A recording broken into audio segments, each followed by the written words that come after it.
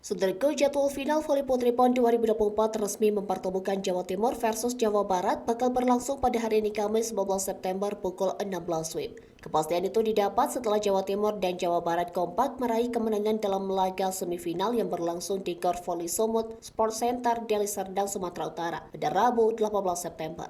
Jawa Timur lebih dulu memastikan diri melaju ke final setelah meraih kemenangan atas DKI Jakarta dengan skor 3-1. Sedangkan Jawa Barat berhasil mendudukan Jawa Tengah dengan skor 3-0. Maka dapat dipastikan Jawa Timur dan Jawa Barat akan bersaing demi meraih medali emas voli putri PON 2024. Fakta menariknya, Jawa Timur dan Jawa Barat sama-sama diperkuat oleh sejumlah nama yang menjadi langganan timnas voli putri Indonesia.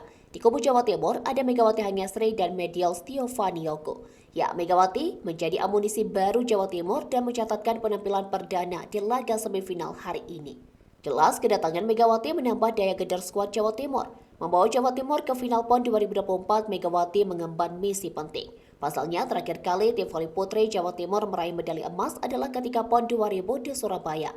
Setelahnya, tim voli Jawa Timur belum pernah juara lagi. Prestasi terbaiknya setelah itu adalah medali perak PON 2016 yang berlangsung di Jawa Barat.